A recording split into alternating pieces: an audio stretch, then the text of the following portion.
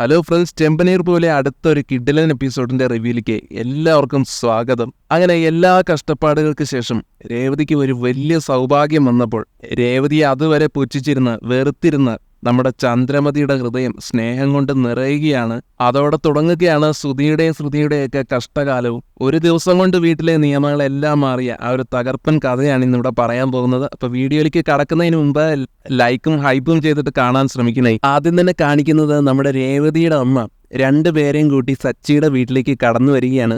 ആ കാഴ്ച കണ്ടപ്പോൾ തന്നെ ചന്ദ്രമതിക്കാകെ ദേഷ്യമായി. രേവതിയെ കാണാൻ വന്നതാണെന്നതിൽ സംശയമൊന്നുമില്ല. പക്ഷെ എന്തിനാ ഈ പുതിയ ആളുകളെയും കൂടെ കൂട്ടിക്കൊണ്ട് വന്നിരിക്കുന്നത് എന്ന് ചോദിക്കുകയാണ് ചന്ദ്ര. ഇനി ഇവിടെ എന്തെങ്കിലും പ്രശ്നമുണ്ടെന്ന് പറഞ്ഞ് നിന്റെ മകൾ ഇവിടെ വരുത്തിയതാണോ? ഞാൻ അവളെ അടുക്കളപ്പണി ചെയ്യിപ്പിക്കുന്നുണ്ടെന്ന് അവൾ നിന്നോട് പറയുന്നുണ്ടാവും അല്ലേ? അത് ചോദ്യം ചെയ്യാനല്ലേടി നീ പുറത്തുനിന്ന് ആൾക്കാരെയും വിളിച്ചുകൊണ്ട് വന്നിരിക്കുന്നത്. നീ ഇനി എന്ത് പ്രശ്നം ഉണ്ടാക്കിയാലും ഇത് എന്റെ വീടാണ്, ചന്ദ്രയുടെ വീട്. ഈ ചന്ദ്ര ആരുടെയും മുന്നിൽ തലകുനിക്കാൻ പോകുന്നില്ല.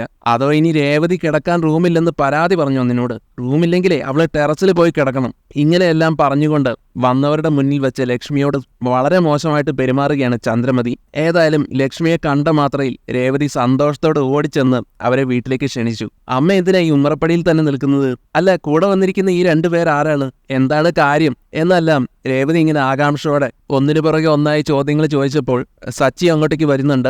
രേവതി, നീ ഇങ്ങനെ ചോദ്യങ്ങൾ ചോദിച്ച് അവരെ വിഷമിപ്പിക്കാതെ നീ വേഗം പോയി അവർക്ക് കാപ്പി എടുക്ക്, അതിനുശേഷം മതി നിന്റെ ചോദ്യം ചെയ്യലുകൾ എന്ന് സച്ചി പറഞ്ഞു. അത് വേണ്ട സച്ചിയേട്ടാ, അമ്മ വെറുതെ ആളുകളെയും കൂട്ടിയും സച്ചിയേട്ടന്റെ വീട്ടിലേക്ക് വരില്ലല്ലോ. എന്തെങ്കിലും ഉണ്ടായിരുന്നെങ്കിൽ അമ്മയ്ക്ക് എന്നോട് ഫോണിൽ സംസാരിച്ചാൽ പോരായിരുന്നല്ലോ. എന്തിനാണ് ഈ അപരിചിതരായ ആളുകളെയും സച്ചിയേട്ടന്റെ വീട്ടിലേക്ക് കൊണ്ടുവന്നത്? ഇതെല്ലാം കേട്ട് നിന്നിരുന്ന ലക്ഷ്മി പറയുന്നുണ്ട്, രേവതി മോള് വിഷമിക്കേണ്ട, ഒരു പ്രധാനപ്പെട്ട ആവശ്യത്തിന് വേണ്ടിയാണ് ഞാൻ ഇവരെ കൂടെ കൊണ്ടുവന്നത്. രവിയേട്ടൻ എവിടെ? അദ്ദേഹം കൂടെ അറിഞ്ഞിട്ട് വേണം ഈ കാര്യം എനിക്ക് അവതരിപ്പിക്കാൻ. അപ്പോഴേക്കും രവീന്ദ്രനും അവിടെ എത്തി. ലക്ഷ്മി വരൂ, ഇരിക്കൂ എന്ന് രവീന്ദ്രൻ അവരെ സ്വാഗതം ചെയ്തു. ഞങ്ങളൊരു കാര്യം തുറന്നു പറഞ്ഞിട്ട് വേഗം മടങ്ങിക്കോളാം. അത് കേട്ട ശേഷം നിങ്ങളും സച്ചിയും ഒരു തീരുമാനം അറിയിക്കണം എന്നുള്ള ലക്ഷ്മിയുടെ ആവശ്യം കേട്ട്, ഓ എന്താ ഇത്ര വലിയ കാര്യം പറയാനുള്ളതാവോ? നീ എന്താ അഭിപ്രായം ചോദിക്കാൻ ഒരു വലിയ ബംഗ്ലാവ് വാങ്ങാൻ പോവുകയാണോ? ഏത് നാട്ടിലാ നിനക്കിനി വീട് വാങ്ങേണ്ടത്? നിനക്ക് കോടിക്കണക്കിന് സ്വത്തില്ലേ എന്നൊക്കെ ചോദിച്ചുകൊണ്ട് ചന്ദ്ര കണക്കിന് പരിഹസിക്കുന്നുണ്ട്.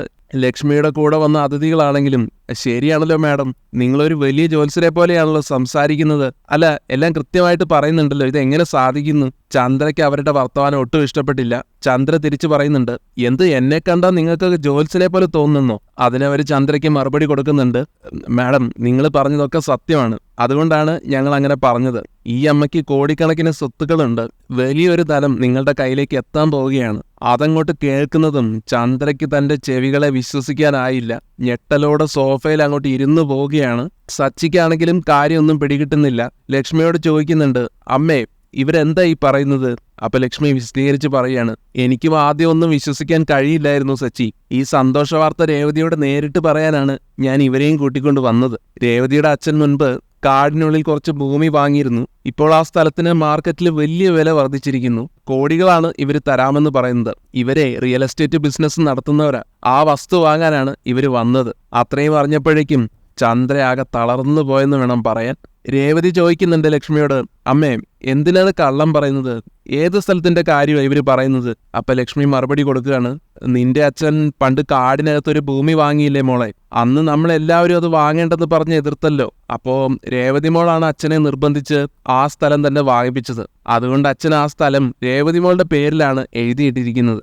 ഇപ്പോൾ ആ വസ്തു വലിയ വിലയ്ക്ക് വിൽക്കാൻ കഴിയും. അതിന് കോടികളൊക്കെയാണ് ഇവര് നൽകാനും പോകുന്നത്. നമ്മൾ ആവശ്യപ്പെടുന്ന പണം തരാമെന്ന് ഇവര് വാക്കും നൽകിയിട്ടുണ്ട്. അപ്പൊ പിന്നെ രവിയേട്ടനോടും സച്ചിമോനോടും കൂടിയൊക്കെ ഒന്ന് ആലോചിച്ചിട്ട് ഒരു തീരുമാനം എടുക്കാമെന്ന് കരുതിയാണ് ഇവരെയും കൂട്ടിക്കൊണ്ട് ഞാൻ വന്നത്. എത്ര രൂപ ചോദിക്കണം, എങ്ങനെ വിൽക്കണം എന്നതിനെക്കുറിച്ചെല്ലാം എനിക്ക് തനിച്ചൊരു ധാരണയില്ലല്ലോ. ശ്രുതിക്കൊക്കെ ആണെങ്കിലും ഇതങ്ങോട്ട് അറിയുമ്പോഴത്തേക്ക് ഒത്തിരി അസൂയ തോന്നുകയാണ് സച്ചിയോട്. ഓ എന്നാലും ഈ ഡ്രൈവറുടെ ഭാര്യയ്ക്ക് ഇങ്ങനെ ഒരു ഭാഗ്യം വന്നല്ലോ.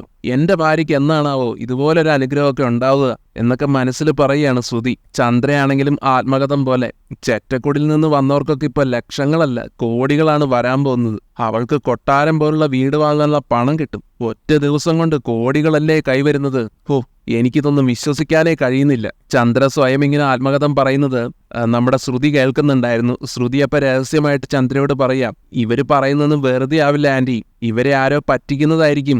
കാടിനുള്ളിലെ സ്ഥലത്തിനൊന്നും കോടികൾ കിട്ടുമെന്ന് എനിക്ക് തോന്നുന്നില്ല. ഇവര് വെറുതെ പറഞ്ഞ് ഇവരെ പറ്റിക്കാനാണ് സാധ്യത എന്നിങ്ങനെ തന്റെ അഭിപ്രായം പറയുന്നുണ്ട്. അതേസമയം ശ്രുതിയും ചന്ദ്രയും തമ്മിൽ പരസ്പരം പിറുവിറുക്കുന്നതെല്ലാം നമ്മുടെ റിയൽ എസ്റ്റേറ്റുകാർ കേൾക്കുന്നുണ്ടായിരുന്നു. അവരതിന് മറുപടിയായിട്ട് പറയുന്നുണ്ട്, അല്ല മാഡം, ആ സ്ഥലത്തിനിപ്പോ മാർക്കറ്റിൽ നല്ല ഡിമാൻഡുണ്ട്. കോടികളാണ് ഞങ്ങൾ ഇവർക്ക് നൽകാൻ പോകുന്നത്. അതുകൊണ്ട് രേവതി മാഡം, നിങ്ങൾ ചോദിക്കുന്ന കോടികൾ ഞങ്ങൾ നൽകുക.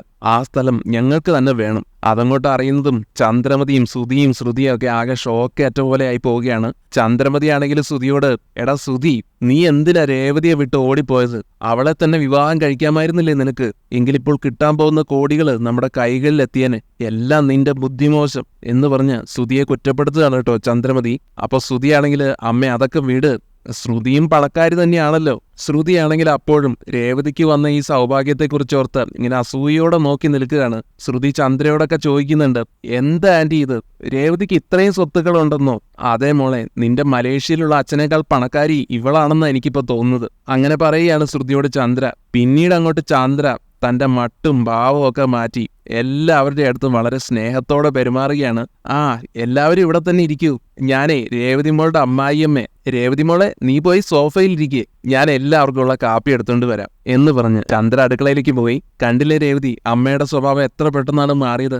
എല്ലാം പണത്തിന്റെ ശക്തിയാണ് എന്നിങ്ങനെ പറയുന്നുണ്ട് സച്ചിയും. പിന്നീട് വലിയ ഗമയിലൊക്കെയാണ് സച്ചി ശ്രുതിയോടും ഒക്കെ പെരുമാറുന്നത്. അല്ല, നിങ്ങളുടെ അച്ഛന് മലേഷ്യയിൽ ഏതോ വലിയ ടവർ ഉണ്ടെന്നൊക്കെ പറഞ്ഞിരുന്നില്ലേ? ഞാനിപ്പോഴേ രേവതിയുടെ പേരിൽ ആ ടവർ വാങ്ങാൻ ഒരുങ്ങുകയാ. രേവതിയുടെ കൈകളിലേക്ക് കോടിക്കണക്കിന് രൂപ എത്തിച്ചേരാൻ പോവുകയല്ലേ. ഇനിയിപ്പോ സ്കൂട്ടറൊക്കെ ഓടിച്ച് പൂക്കൾ വിൽക്കേണ്ട കാര്യമൊന്നുമില്ല. ആ മാർക്കറ്റ് മൊത്തം നമുക്ക് അങ്ങ് വിലയ്ക്ക് വാങ്ങാലോ.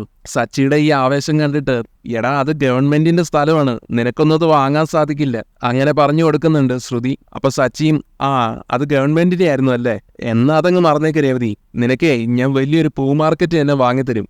നീ ഇനി കോടീശ്വരി അല്ലേ രേവതി, അതുകൊണ്ട് നീ ആ സോഫയിലിരിക്ക്. പാർലറേട്ടത്തി അവിടെ നിന്ന് എഴുന്നേൽക്ക്. രേവതി അവിടെ പോയിരിക്കട്ടെ. രേവതി, നിനക്ക് ഞാൻ എന്തെങ്കിലും പാദപൂജ ചെയ്തു തരേണ്ടതുണ്ടോ? സച്ചി ഇങ്ങനെയൊക്കെ പറയുന്നത് കേട്ടിട്ട്, എന്താ സച്ചി ഏട്ടാ നിങ്ങൾ ഇങ്ങനെയൊക്കെ പറയുന്നത്, ഒന്ന് അടങ്ങിയിരിക്കും. അപ്പൊ സച്ചിയാണെങ്കിൽ, ഞാനിതൊന്നും വെറുതെ പറയുന്നതല്ല രേവതി, ഇതൊക്കെ നിനക്ക് ഉടനെ ലഭിക്കും. നീ ഇനി ഈ വീട്ടിലെ വേലക്കാരിയായി കഴിയേണ്ടവളല്ല, നീ ഇനി വലിയ കോടീശ്വരിയല്ലേ. പാർലറേട്ടത്തേക്ക് ലഭിക്കുന്ന എല്ലാ സ്ഥാനവും ഇനി നിനക്കും കിട്ടും. നീ സന്തോഷമായിട്ടിരിക്കുക. മറ്റുള്ളവർ ഇനി ജോലി ചെയ്യട്ടെ, നീ ഇവിടെ കാൽമേൽ കാല് കയറ്റി വെച്ച് സോഫയിൽ ഇരുന്നാൽ മാത്രം മതി. എന്താണ് വേണ്ടതെന്ന് വെച്ചാ അമ്മയോട് പറഞ്ഞാൽ മതി, അമ്മ എല്ലാം ഉണ്ടാക്കി തരും. സച്ചിയുടെ ഈ വാക്കുകളെല്ലാം കേട്ട് ശ്രുതി അസൂയയോടെ രേവതിയെ തന്നെ നോക്കുന്നുണ്ട്. അതേസമയം കാപ്പി ഉണ്ടാക്കി ചന്ദ്ര എല്ലാവർക്കും നൽകുന്നു. ഇത്രയും കാലം ലക്ഷ്മിയെ വെറുപ്പോടെ കണ്ടിരുന്ന ചന്ദ്ര ലക്ഷ്മിയുടെ അടുത്തും സ്നേഹത്തോടെ പെരുമാറാൻ തുടങ്ങി. ലക്ഷ്മിക്കും വലിയ സന്തോഷമായി. ലക്ഷ്മിയോട് ചന്ദ്ര പറയുന്നുണ്ട്, അല്ല എന്താ മാറിയിരിക്കുന്ന ലക്ഷ്മി, ആ കാപ്പി എടുത്ത് കുടിക്കുക. നിങ്ങൾ വന്നിട്ട് ഒരുപാട് സമയമായല്ലോ, മുഖത്തൊക്കെ നല്ല ക്ഷീണമുണ്ട്. ഇനി എന്തെങ്കിലും ആവശ്യമുണ്ടെങ്കിൽ എന്നോട് പറഞ്ഞാൽ മതി കേട്ടോ. രേവതി മോളെ കാണാൻ ലക്ഷ്മിക്ക് ഏത് സമയത്തും ഇവിടേക്ക് കയറി വരാം. ഇത് നിങ്ങളുടെ വീട് പോലെ തന്നെയാന്ന് കരുതിയാൽ മതി. ചന്ദ്രയുടെ ഈ മനംമാറ്റം കണ്ട് രേവതിയും ലക്ഷ്മിയും സച്ചിയും ഒക്കെ ആകെ ഞെട്ടിപ്പോയെന്ന് വേണം പറയാൻ. സച്ചിയാണെങ്കിലും രേവതിയോട് പറയാം, രേവതി നീ മടിക്കാതെ അമ്മയുടെ കയ്യിൽ നിന്ന് ആ കാപ്പി വാങ്ങി കുടിക്കുക. അമ്മ ആദ്യമായിട്ട് ഉണ്ടാക്കി തരുന്നതല്ലേ, പിന്നെ ഈ ഭാഗ്യം കിട്ടിയില്ലെങ്കിലോ. ശ്രുതിക്കാണെങ്കിലും വല്ലാത്ത അസൂയ തോന്നുകയാണ് സച്ചിയോടും രേവതിയോടും ഒക്കെ. ശ്രുതി ചോദിക്കുന്നുണ്ട് ചന്ദ്രയോട്, ആന്റി ഇനി മുതലപ്പോ രേവതി അടുക്കളയിൽ കയറി ജോലിയൊന്നും ചെയ്യില്ലായിരിക്കും അല്ലേ? അപ്പൊ ചന്ദ്ര പറഞ്ഞു കൊടുക്കുക, ശ്രുതി നിന്നേക്കാളും വർഷയേക്കാളും ഒക്കെ വലിയ ധനികയാകാൻ പോവുകയാണ് രേവതി മോള്. അങ്ങനെയുള്ള അവളെ അടുക്കളയിൽ തളച്ചിടാൻ പിന്നെ എനിക്ക് സാധിക്കൂ? രേവതിക്ക് ലഭിക്കാൻ പോകുന്ന കോടികളിൽ നിന്ന് പകുതിയെങ്കിലും എന്റെ പേരിൽ എഴുതി വാങ്ങണം എനിക്ക്. നീയും വർഷയും എന്റെ കൂടെ തന്നെ നിൽക്കണം കേട്ടോ. നിന്റെയും വർഷയുടെയും കാര്യങ്ങൾ നിങ്ങൾ തന്നെ നോക്കിക്കോളൂ. എനിക്കിപ്പോ രേവതിയുടെ കാര്യങ്ങൾ നോക്കാൻ പോലും സമയം തികയുന്നില്ല. അവളെ കൊണ്ട് ഇനി ഏതായാലും ഒരു ജോലിയും ചെയ്യിക്കാൻ പാടില്ലെന്ന് എനിക്ക് നിർബന്ധമുണ്ട്. രേവതിക്ക് ഞാൻ ഇനി ഒരു വേലക്കാരിയുടെ സ്ഥാനമല്ല, അവളാണ് ഇവിടുത്തെ രാജകുമാരി. രേവതിക്ക് എന്താ വേണ്ടതെന്ന് വെച്ചാൽ നീയാണ് അത് ചെയ്തു കൊടുക്കേണ്ടത്. ഇങ്ങനെയെല്ലാം കർശനമായിട്ട് ശ്രുതിയോട് പറയുന്നുണ്ട് ചന്ദ്ര. ശ്രുതിയോടും കൽപ്പിക്കുന്നുണ്ട്, എടാ ശ്രുതി നീ പോയിട്ട് നിന്റെയും ശ്രുതിയുടെയും സാധനങ്ങളൊക്കെ എടുത്ത് പുറത്തേക്കിടും. നിങ്ങൾ ആ മുറി വേഗം ഒഴിയാൻ നോക്ക്. സച്ചിയും രേവതി മോളും ഇനി മുതൽ നിങ്ങളുടെ റൂമിൽ കഴിയട്ടെ. ചിക്കൻ രേവതിക്കും വളരെയധികം സന്തോഷമായെങ്കിലും ശ്രുതിയും ആകെ തകർന്ന് നിസ്സഹായരായിട്ട് നിൽക്കുകയാണ്. ചന്ദ്രയുടെ പെട്ടെന്നുള്ള ഈ സ്നേഹപ്രകടനത്തിൽ ലക്ഷ്മിക്ക് അതിയായ സന്തോഷമൊക്കെ തോന്നിയെങ്കിലും രേവതിക്ക് ഒരു തരം അമ്പരപ്പായിരുന്നു. സച്ചി നിർബന്ധിച്ചപ്പോൾ രേവതി കാപ്പിയെല്ലാം വാങ്ങി കുടിക്കുന്നുണ്ട് ചന്ദ്രയുടെ അടുത്ത് നിന്ന്. ചന്ദ്രയാണെങ്കിൽ ശ്രുതിയോടും മുറി ഒഴിയാനൊക്കെ പറഞ്ഞിരിക്കുകയാണല്ലോ. എന്നാൽ അവർക്കതിന് സാധിക്കുന്നില്ല. ശ്രുതി ചോദിക്കുന്നുണ്ട് ചന്ദ്രയോട്, ഞങ്ങൾ ഇവിടം വിട്ട് എവിടെ പോവാനാ ആന്റി? ഞങ്ങൾക്ക് പോകാൻ വേറെ ഇടമില്ല. ചന്ദ്ര ശ്രുതിയോട് തിരിച്ച്, അതൊന്നും എന്നോട് പറയണ്ട, നിങ്ങൾക്കിനി എവിടേക്ക് വേണമെങ്കിലും പോകാം. എന്റെ മകള് കോടീശ്വരിയായി, അവളുടെ സൗകര്യമാണ് എനിക്കിപ്പം വലുത്.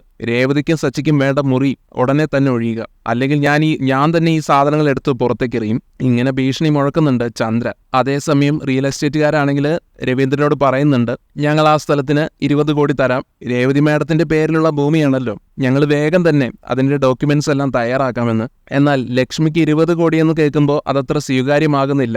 അതിന് 20 കോടി രൂപ പോരാ, 30 കോടി തന്നെ നൽകണം, അതാണ് അതിന്റെ യഥാർത്ഥ വില എന്ന് സച്ചി രേവതിയോട് രഹസ്യമായിട്ട് പറയുന്നുണ്ടായിരുന്നു. നമുക്കൊരു 40 കോടി ചോദിച്ചാലോ രേവതി, നമ്മൾ വെറുതെ പറഞ്ഞാൽ മതിയല്ലോ, അവര് തരും. എന്നാൽ രേവതിക്ക് ഈ വിലപേശലുകളിലൊന്നും തീരെ താല്പര്യമില്ലായിരുന്നു. രേവതി ലക്ഷ്മിയുടെ അരികിലേക്ക് നീങ്ങി ശബ്ദം താഴ്ത്തിക്കൊണ്ട് ചോദിക്കുകയാണ്, അമ്മേ, എന്തിനാണ് ഈ റിയൽ എസ്റ്റേറ്റുകാർ പറയുന്നത് പോലെ കളിക്കുന്നത്? അച്ഛൻ കാടിനുള്ളിലെ സ്ഥലം വാങ്ങിയ കാര്യം സത്യമാണെന്ന് എനിക്കറിയാം. പക്ഷേ അത് എന്റെ പേരിലല്ലല്ലോ അമ്മേ, അമ്മയുടെ അച്ഛന്റെയും പേരിലല്ലേ ഭൂമി കിടക്കുന്നത്. അതുകൊണ്ട് എനിക്കിപ്പോ കോടീശ്വരിയായിട്ടൊന്നും അഭിനയിക്കാൻ വയ്യ. രേവതിയുടെ ഈ ചോദ്യം കേട്ട് ലക്ഷ്മിക്കാകെ പരിഭ്രമാകുന്നുണ്ട്. ചന്ദ്ര കേൾക്കാതിരിക്കാൻ ലക്ഷ്മി രേവതിയുടെ കയ്യിൽ മുറുകെ പിടിച്ച് ആ രഹസ്യം അങ്ങോട്ട് പറയാണ്. നീ ഒന്നും മിണ്ടാതിരിക്കും രേവതി. അച്ഛന് ആധാരം മാറ്റി എഴുതിയ വിവരം ഞാൻ ഇന്നലെ രാത്രിയാണ് അറിഞ്ഞത്. സ്ഥലം യഥാർത്ഥത്തിൽ നിന്റെ പേരിൽ തന്നെയാ മോളെ ഇപ്പോൾ ഉള്ളത്. അച്ഛൻ വാങ്ങിയ സമയത്ത് അതിന്റെ വില കുറവായിരുന്നു. എന്നാൽ ഇപ്പോൾ അത് കോടികൾ വില മതിക്കും. കച്ചവടക്കാർ പറയുന്നത് സത്യം തന്നെയാ. നീ ഇപ്പൊ കോടീശ്വരിയാ. നിനക്ക് കോടീശ്വരിയായിട്ട് അഭിനയിക്കേണ്ട കാര്യമൊന്നുമില്ല. നീ ഈ വീട്ടിൽ അനുഭവിച്ച കഷ്ടപ്പാടുകൾക്കെല്ലാം ദൈവം തന്ന മറുപടിയാണിത്. ഏതായാലും ലക്ഷ്മിയുടെ ഈ വാക്കുകൾ കേട്ട് രേവതിക്ക് പറഞ്ഞറിയിക്കാൻ പറ്റാത്ത സന്തോഷമാണ് തോന്നുന്നത്. താൻ കളിയാണെന്ന് ഇത്രയും നേരം കരുതിയ ഈ ഭാഗ്യം സത്യമാണെന്ന് ഞെട്ടലോടെ തിരിച്ചറിയുകയാണ് രേവതി.